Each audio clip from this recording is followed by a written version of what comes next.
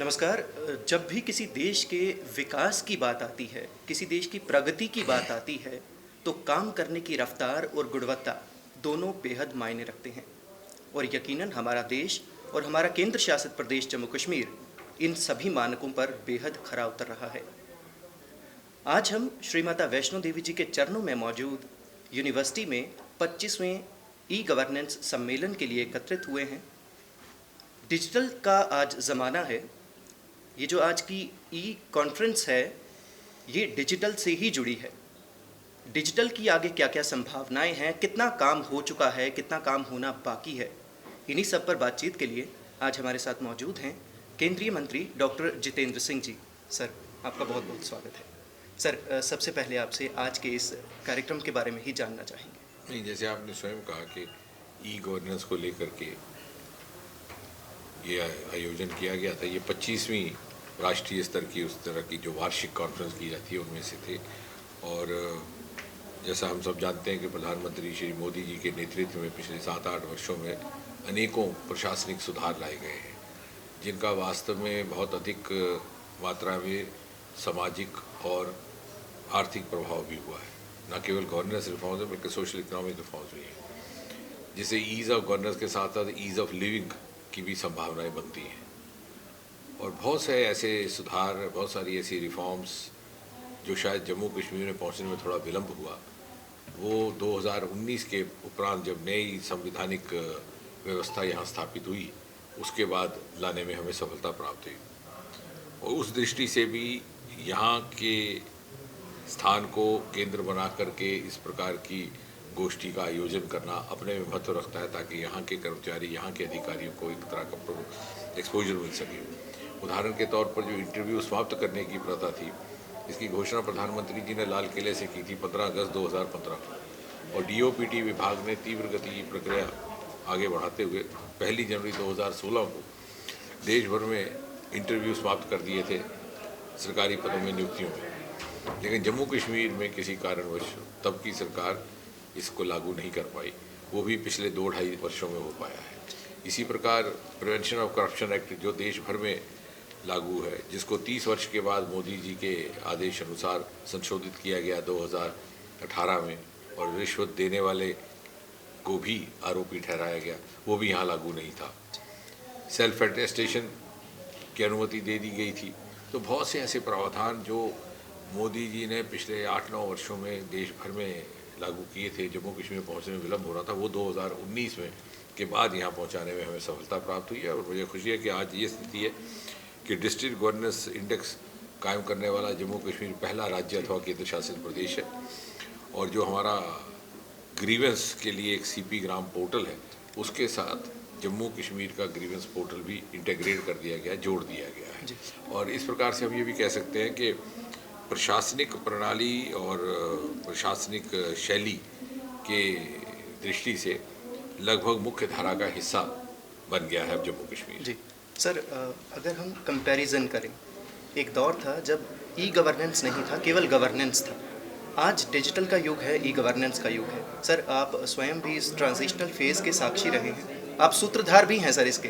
तो आपने क्या देखा, आपने क्या महसूस किया सर? नहीं, निश्चय अब ऐसा युग है कि आपका सारा का सारा प्रशासन टेक्नोलॉजी ड्रिवन रहेगा, और इसके अलावा आपके पास कोई विकल्प भी नहीं है। आप इससे बचकर नहीं चल सकते। अगर आप बचकर चलेंगे तो आप दुनिया की दौड़ में पीछे रह जाएंगे। और भारत जो अपने आप को एक भौगोलिक परिवार का हिस्सा मानता है, और हमारा ये मानना है कि अगले 25 वर्ष में या अगली शिखर पटल पर जाकर के खड़ा होगा, तो वो तभी संभव है कि आप जो वैश्विक मापदंड है, जो यूनिवर्सल पैरामीटर्स हैं, उन पर पूरा उतरें। उसके लिए आपको ये टेक्नोलॉजी अपनाने अनिवार्य रहेगा।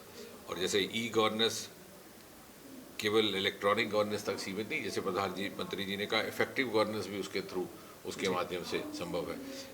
ईजी गवर्नेंस भी है, इकोनॉमिकल गवर्नेंस भी है, इन्वायरमेंट फ्रेंडली गवर्नेंस है। तो जितने भी पैरामीटर्स मापदंड हैं, उनकी दृष्टि से यदि आपने पर्याप्त परिणाम प्राप्त करने हैं, तो आपके लिए अनिवार्य है कि आप टेक्नोलॉजी को अपनाएं। और अब तो बड़ी मात्रा में आर्टिफिशियल इंटेलिजेंस का बोलबाला रहने वाला है। जैसे अमृतकाल को लेकर के मोदी जी सदा अगले 25 वर्ष की बात करते हैं, तो अगले 25 वर्ष आर्टिफिशियल इंटेलिजेंस को समर्पित रहेंगे। और उसको किस प्रकार से आप अपनी कार्य प्रणाली का हिस्सा बनाएं, और उसका एक ऑप्टिमम सिनर्जी हो, ह्यूमन इंटेलिजेंस आर्टिफिशियल इंटेलिजेंस, ताकि आपकी प्रक्रियाओं को उससे लाभ भी पहुंचे और साथ ही वो हावी भी ना हो।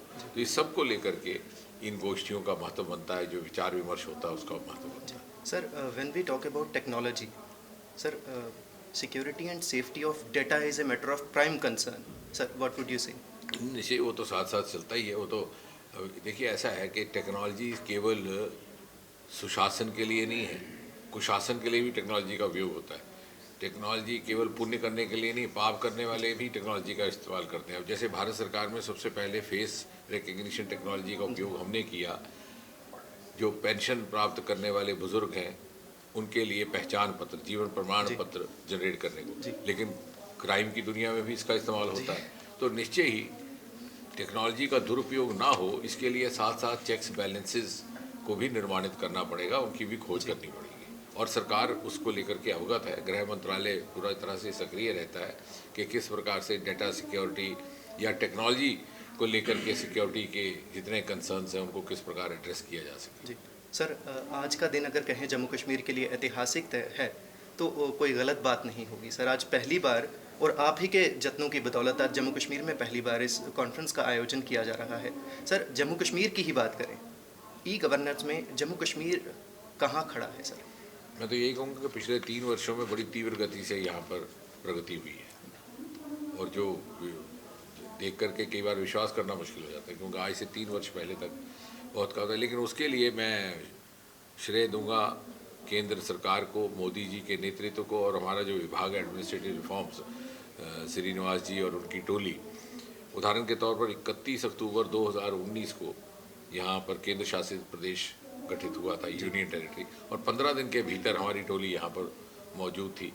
जम्मू में कन्वेंशन हॉल में एक कार्यशाला का आयोजन किया गया, दो दिवसीय, और उसके अगले महीने में दिसंबर एक और कार्यशाला गुड प्रैक्टिसेस को लेकर के, जिससे छूट गया था कहीं ना कहीं। और मोदी जी का हमेशा ये कहना रहा है कि उनकी सरकार की प्राथमिकता के देश के वो हिस्से, वो जो क्षेत्र जो विकसित राज्यों की तुलना में कहीं ना कहीं पिछड़ गए, उनको उसी स्तर पर लाना। मुझे लगता है ये उस संकल्प का भी एक हिस्सा है। उसके उपरांत इसी प्रकार की 2 गोष्ठियाँ श्रीनगर में की गई और 6 प्रशिक्षण कार्यक्रम यहाँ के अधिकारियों के लिए इस विभाग ने किए हैं इन सारे 2-3 वर्षों के भीतर। तो मुझे लगता है कि जो पहले का जो विलम्ब था, ये पहले की देरी थी, उसकी भरपाई भी बड़ी काबिलियत के साथ करने का प्रयास किया गया है। सर, हमारे माननीय प्रधानमंत्री नरेंद्र मोदी जी ने मंत्र दिया है सबका साथ सबका विकास।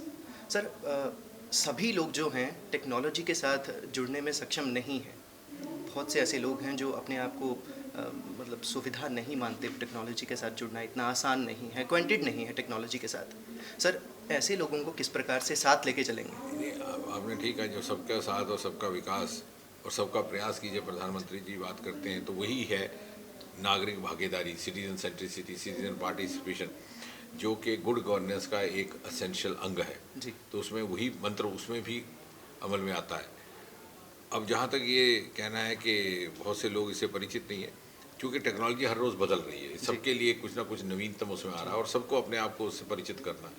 और ये भी कहना शायद न्याय नहीं होगा कि हमारे बहुत से पिछड़े वर्गों के लोग टेक्नोलॉजी से परिचित नहीं या वाकिफ़ नहीं, क्योंकि डिजिटल एजुकेशन या डिजिटल नॉलेज का कोई बहुत ज़्यादा संबंध नहीं रहता आपकी फॉरवर्ड यूनिवर्सिटी की एजुकेशन से। आप देश के दूर दराज गाँव में चले जाइए, वहाँ भी आप देखेंगे, आपने अगर कोई फ़ोटो खींचना है, आपको समझ नहीं आएगा मैं फ़ोटो कैसे व्हाट्सएप करके भेजें। आप दूर देहात में बैठे हुए किसी व्यक्ति से बात करें, कोई खेत में काम कर रहा है, एक पेड़ के नीचे बैठा है, पढ़ाई लिखाई ज़्यादा नहीं की होगी, लेकिन वो आपका फ़ोटो व्हाट्सएप करके आपके परिवार तक पहुँचा देगा। तो डिजिटल लर्निंग का स्तर भारत में सदा रहा है, क्योंकि एक साइंटिफिक टेम्पर भारतवासियों में सदा से था और प्रतिभा बहुत अधिक है। प्रतिभा का तो ये आलम है कि जब कुछ नहीं थे साधन, तभी हमारे वैज्ञानिक देश ही नहीं विदेश में भी नाम बना रहे थे। और अब मोदी जी ने उसको फैसिलिटेट किया है, साधन उनको उपलब्ध करवा करके, सुविधा उनको दे करके, वैज्ञानिकों को सम्मानजनक स्थान दे करके। जो आप देख रहे हैं अंतरिक्ष में जो कुछ हो रहा है, पहले तो अंतरिक्ष की कभी चर्चा ही नहीं होती थी। अब आज भी अंतरिक्ष में 2 प्राइवेट सैटेलाइट गए, अभी सप्ताह पहले एक प्राइवेट रॉकेट गया। वो इसलिए संभव हुआ कि मोदी जी ने उसको पब्लिक प्राइवेट पार्टिसिपेशन के लिए खोल दिया। और वो भी बात, इस बात से ये भी बात जुड़ती है कि आने वाले समय में ये जो बीच में मिसिंग लिंक्स रह जाएंगे, जैसे आप कहते हैं कि अगर किसी को या किसी क्षेत्र में या किसी समुदाय को पूरी तरह जानकारी नहीं है तो किस प्रकार से उनको जानकारी उपलब्ध करवाई है, उसके लिए सिनर्जिस्टिक अप्रोच की जरूरत रहेगी। पब्लिक, प्राइवेट, इंडस्ट्री, एकेडमी या रिसर्च एक साथ जब चलेंगे तो जहाँ जहाँ सरकार की पहुँच नहीं है वहाँ आपका दूसरा पार्टनर पहुँचेगा। तो मुझे लगता है आने वाला युग वैसे ही रहेगा, इंटेग्रेटेड होलिस्टिक अप्रोच। जी सर, आज का जो ये कार्यक्रम है इसका थीम है लोगों को, इंडस्ट्रीज़ को और सरकार को एक दूसरे के पास लाना। तो सर किस तरह से हो पाएगा ये, क्या रोड मैप है आपका? मैं जैसे कह रहा था कि आने वाले समय में और कोई विकल्प ही नहीं है और ये कोई चॉइस नहीं है, ये हमारे लिए मजबूरी होगा, इनको इकट्ठा लाने ही लाना है। अगर देश ने उस प्रकार की प्रगति करनी है जैसे हमने कल्पना की है, अगर भौगोलिक मापदंडों पर हमें पूरा उतरना है, अगर हमें जाकर के उस शिखर पटल पर खड़े होना है जिसकी हम अभी तसव्वुर कर रहे हैं 2047 में, तो ये अनिवार्य है कि हम इस सब को इंटेग्रेट करें। जितना जल्दी होगा उसमें लाभ है। वो किस प्रकार पर्याप्त ढंग से हो, परस्पर हो, उसके ऊपर विचार करना ये आज का एक विषय होना चाहिए। जी सर, आप कहेंगी ई गवर्नेंस पूरी तरीके से लागू होने के बाद कर्मचारियों से भी और उद्योगों से भी, मैं समझता हूँ कि सबसे बड़ा इसका ये लाभ रहेगा जो अक्सर चर्चा में नहीं आता, ना मीडिया में, ना सार्वजनिक तौर पर, कि जम्मू कश्मीर की धरती पर बैठे हैं लेकिन जम्मू कश्मीर को अपने ही सरमाए का अंदाज़ा नहीं है। जम्मू कश्मीर वो प्रदेश है जिसका का सारा रिसोर्स अनयूटिलाइज रहा है पिछले 70 वर्षों में। जी भारत की अर्थव्यवस्था में जितनी भी योगदान रहा है वो पश्चिम और दक्षिण के राज्यों का रहा, लेकिन आपके पास हिमालय की इतनी बड़ी संपत्ति बैठी है, ये लेवेंडर आपके पास है, ये लेमन ग्रास आपके पास है, एग्रीटेक स्टार्टअप्स का सारा रिसोर्स है, लेकिन उस तरफ किसी ने तवज्जो नहीं दी क्योंकि उस तरफ हमारी मानसिकता नहीं चली। एक तो सरकारी नौकरी का एक यहाँ पर थोड़ी सी प्रथा रही, दूसरा शायद हमें उस तरह का मौका नहीं दिया गया केंद्र की सरकारों ने जो भी रही। तो मोदी जी ने जो पिछली सरकारों की प्राथमिकता से छूट गए थे विषय, छूट गए थे क्षेत्र, उनको भी प्राथमिकता में लाया है। और आने वाले 25 वर्षों में देख सकता हूँ जम्मू कश्मीर और अन्य पहाड़ी राज्य, हिमालयन राज्य, उत्तराखंड, हिमाचल प्रदेश, अरुणाचल प्रदेश और साथ में जो समुद्री तट पर बसे राज्य हैं, क्योंकि समुद्रों में अपार संपत्ति, इनका बहुत महत्वपूर्ण योगदान रहने वाला है भारत की प्रगति में और भारत की अर्थव्यवस्था में। Sir, what are the main challenges you are confronting for the successful implementation of e-governance? I think in a single sentence, the biggest challenge is change of mindset. Technology आ चुकी है, टेक्नोलॉजी नई नई भी आ रही है, टेक्नोलॉजी उपलब्ध भी है, लेकिन टेक्नोलॉजी का इस्तेमाल करने के लिए हमारी भी मानसिकता तैयार नहीं हो पा रही पूरी तरह से, जो हो जाएगी क्योंकि उसके बगैर ऐसे मैंने कहा हमारे पास कोई विकल्प भी नहीं। जी सर, हमने व्यवस्थाओं की बात की, ईज़ ऑफ डूइंग बिजनेस की बात करें, स्टार्टअप्स की बात करें, तो सर किस प्रकार से ई गवर्नेंस जो है वो लाभदायक सिद्ध होगी? ये सारा एक दूसरे के साथ जुड़ा है। E governance for ease of living, और ईज़ ऑफ लिविंग के लिए स्टार्टअप।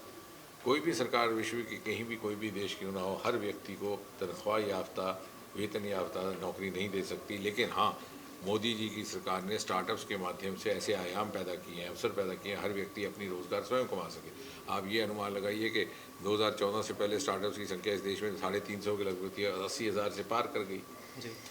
और हमारी बायो इकॉनमी मात्र कोई 10 लाख बिलियन थी, अब 80 लाख बिलियन तक पहुंच गई। तो धीरे धीरे उस दिशा में प्रगति हो रही है और बड़ी तेज़ गति से हो रही है। सर, दूरदर्शन और आकाशवाणी दोनों को आपने समय दिया, बेहद बेशकीमती विचार साझा किए, बहुत बहुत धन्यवाद सर।